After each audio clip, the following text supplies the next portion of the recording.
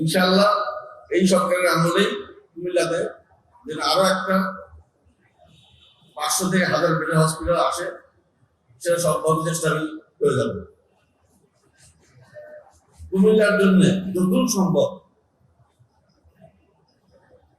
অন্যান্য শহরে যা আছে, অন্যান্য বিভাগীয় শহরে যা আছে, তার থেকে যেন আরো বেশি উন্নয়ন হয়, সেই চেষ্টাই আমরা করতে থাকবো। আপনাদেরকে কিন্তু আমরা করতে পারি। আর বিএনপি সরকার যত ক্ষমতায় আসছে, আমি প্রধানমন্ত্রী এই কথাই বলছি যে জিয়াউর রহমান, শহীদ রাষ্ট্রপতি জিয়াউর রহমান সাহেব আমাদের মেডিকেল কলেজের ভিত্তি স্থাপন করেছিলেন, যেটা অন্য কোথাও হয়নি। দেশে বেগম খালেদা জিয়া আমাদেরকে বিশ্ববিদ্যালয়, 500 বেডের হসপিটাল দিয়ে গেছেন।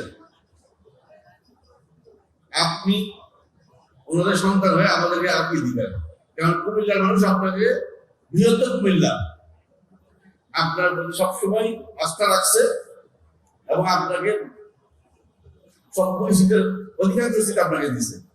তো উনি হাসতে হাসতে বলছে ট্রেডিশন ভাঙার কোনো দরকার নাই, ইনশাল্লাহ কুমিল্লাও তার যথাযোগ্য জিনিস পাবে।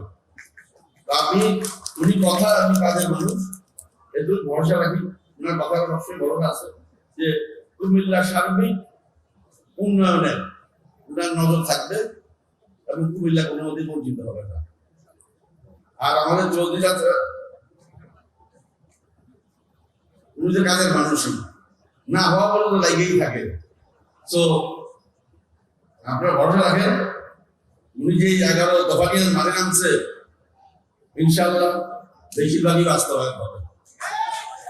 আজকে কথা না বাড়াই, আপনাদের সবার কাছে শুধু সহযোগিতা চাই, কারণ আমরা যে যার জায়গা থেকে যদি চেষ্টা করি, তাহলে আমরা দেশটাকে আগায় নিতে পারবো।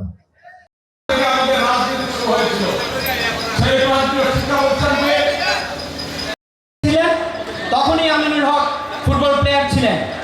গতবার যখন উনি গিয়েছেন মন্ত্রণালয়ে, গত 15 দিন আগে, কর্তৃপক্ষের চেয়ারম্যান মহানগর বিএনপি সভাপতি যাকে দায়িত্ব দেওয়া কর্তৃপক্ষের যে কার্যক্রমের মাধ্যমে এই কুমিল্লার আরো উন্নয়ন হবে। এই উন্নয়নে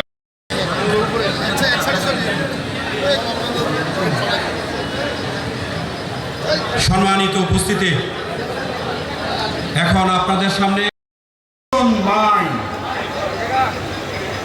আমি আপনাকে ছাড়া করি না কাহারের মানুষ লক্ষ্য ভেদ করতে চান। কি করতে চান তিনি তার 11 দফায় বলেছেন।